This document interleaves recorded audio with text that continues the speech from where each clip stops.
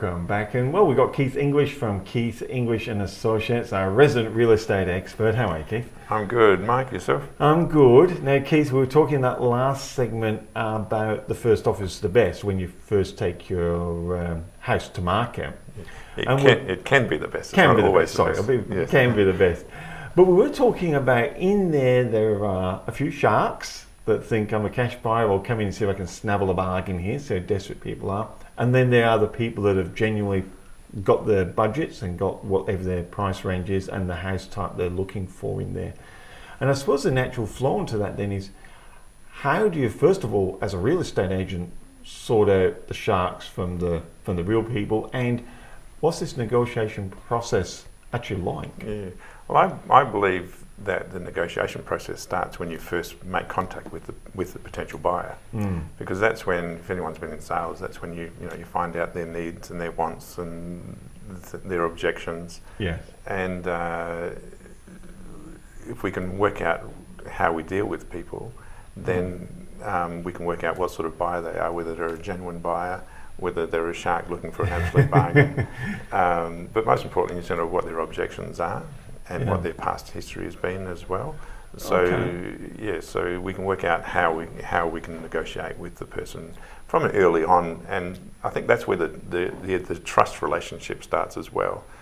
Or in some cases, with some agents, the distrust relationship. So if you get the buyer on the back foot, then you're always playing catch up in the negotiation process.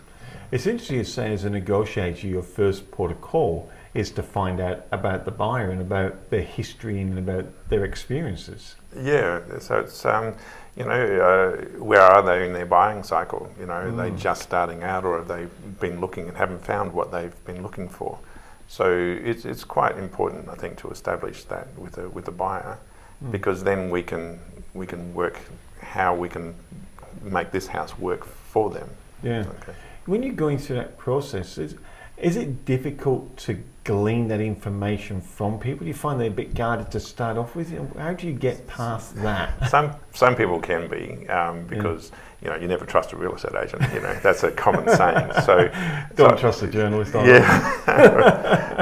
up there with politicians and that sort of stuff. So I always just create conversations and just be myself. I enjoy meeting people and I enjoy talking to people. Yeah. So if someone's a potential buyer, then you enjoy talking with them. So, and it's about building that. And it's surprised how many connections you can make with people in Perth, such a small place. So often you'll both know someone the same, or you'll be involved in the same sort of activity, or come from, I was born in a very small country town in Western Australia, and it's amazing how many people stem from that small suburb. Yeah. And I was smiling when you said Perth, we're in Perth, West Australia for our international viewers, and you said how small it is. And before we started the show, you were talking about, I went to this cafe, and we both went, John's the owner. We both know the owner. Yeah, and actually, with that connection, funny enough, I used to work with a girl who I found out I was born in the same small little town, and she is very good friends with these people as well. So there's multiple connections that you get in Perth. The degrees of separation are so small. Yeah. So do you find it is your way of bridging those relationships, those trust gaps that maybe initially be there, is to find those common points of interest? That's what you're trying to do initially? Yeah, and it's about just building rapport and relationship, because when you do get to the actual offer stage, then that can be more of a natural process, and you're working with them as someone that they have a certain trust, that you're not trying to rip them off and that sort of stuff. And they will, they will let you know where they're at with price, and these are all the things that we don't disclose to the buyer, but to the seller, but we use this information to get the best possible price for the seller. Yeah. Okay. When you're going through that and you're starting to get into that, you built that trust up, and now you've got someone who's genuinely interested. How do you start then going, okay, so now you're interested, how do you get them to that point of where they can come to the conclusion that, okay, this is the one for us, we're going to buy this one?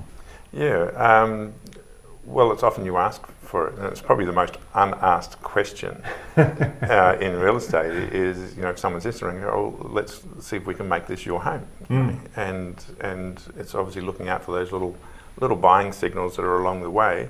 I think that's quite important, because I would imagine there's a lot of people that display buying signals that are never physically asked to come and write an offer.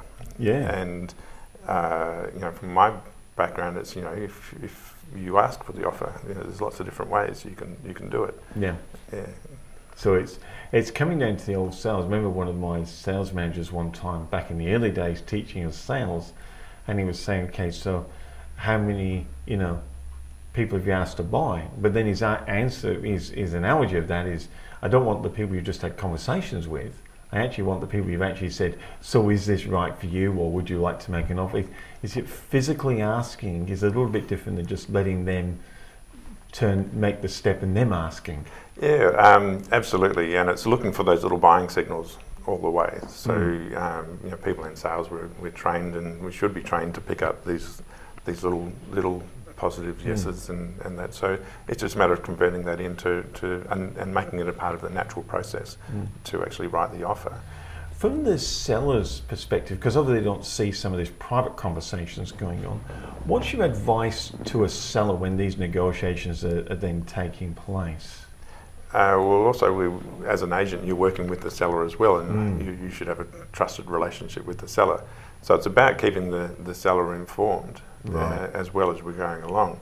There's no point in coming to the seller with an offer, and they haven't been a part of the process leading up to that offer, because then, you know, it could be lower than their expectations.